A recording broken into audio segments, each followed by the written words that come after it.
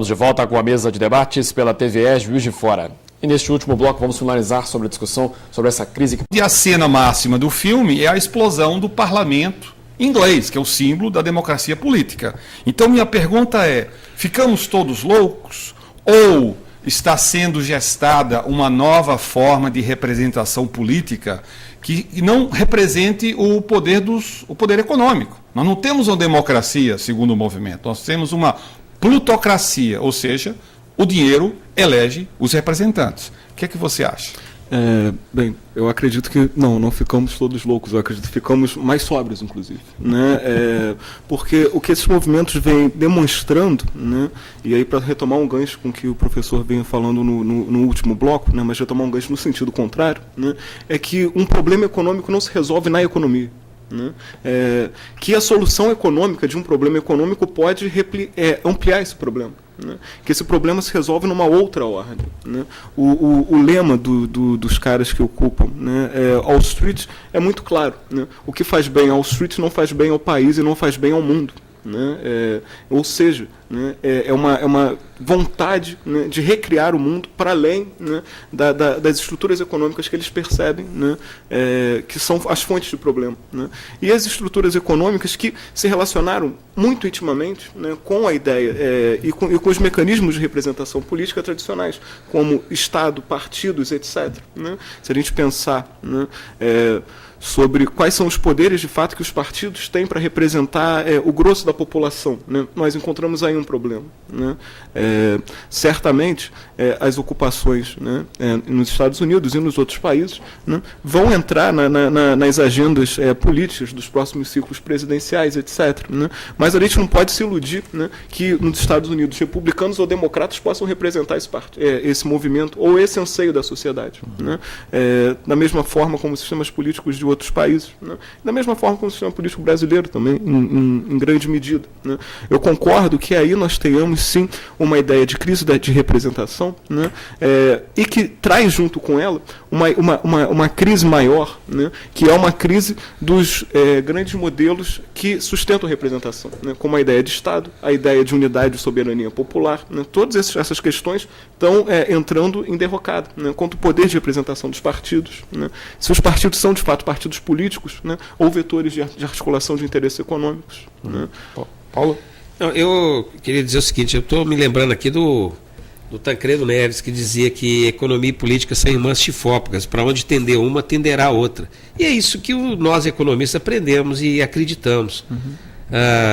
Não se faz política sem economia e não existe economia sem consequência política. As duas coisas estão juntas. O que a gente começou discutindo aqui é a crise econômica, que é a parte visível do problema. E fomos aprofundando ao longo de uma hora que passou muito rapidinho, e chegamos a uma questão colocada aí muito bem pelo Orlando, que é a questão da representatividade, que já existia antes da crise, já existia antes de 2008. Agora, o que faz a crise? A crise começa a colocar mais em evidência os problemas que já começavam a ser, inclusive, discutidas. E como é que você faz processo eleitoral nos países hoje? Muito complicado, muito difícil. Quer dizer, qual é o nível de representação que os parlamentos efetivamente têm?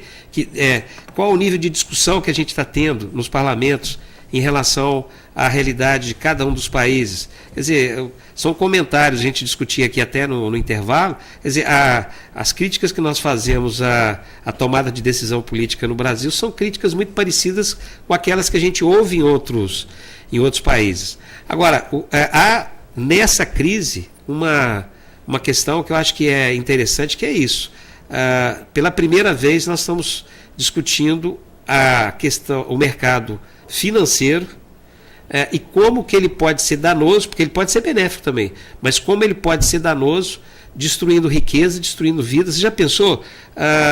Quem investiu o seu patrimônio, a sua vida, numa casa e imaginava viver nessa casa, e hoje não tem essa casa, né? E quando você vê que o homem mais rico do mundo vai para os jornais e diz que tem que ser mudado o processo, ele escreveu isso no artigo New York Times, ele dizendo o seguinte: até hoje eu fui beneficiado, eu pago menos imposto, estou falando do Warren Buffett, Eu pago menos imposto do que eu queria e os políticos me tratam muito melhor do que eu gostaria. Então, quer dizer, quando ele admite isso, e ele é eminentemente um financista, eu fico imaginando que essa crise é muito maior, porque rico não gosta de pagar imposto em qualquer lugar do mundo, em qualquer momento da história.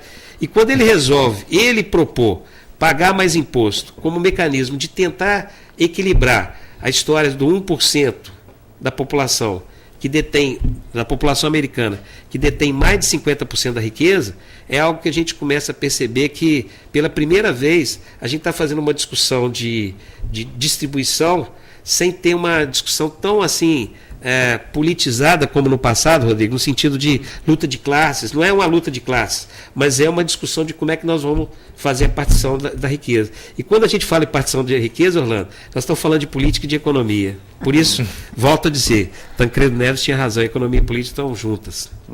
Rodrigo, Orlando, querem completar? Sérgio, mais algum comentário? Acho que o Orlando tem coisa a dizer. Bem, eu acho que essa é uma discussão que eu gostaria muito mais de me aprofundar e ficaria aqui até o resto da tarde. Não pena que a gente vai acabar. Bem, só para concluir, né, eu terminaria dizendo sobre a riqueza desse movimento, desse momento histórico. Né, se a gente não chegar a acordos ou consensos aqui acerca das tônicas, etc., né, pelo menos um acordo, e acho que isso já está claro, e já perpassa toda a nossa conversa aqui. Né, um outro mundo, de fato, está surgindo, né, sobre cacos desse mundo antigo. Né, alguns padrões, né, de existência, sejam econômicas, sejam políticas, se mostram insustentáveis. Né, a gente ainda não sabe para onde esse caminho nos guiará, né, mas, certamente, algum novo caminho é. Né.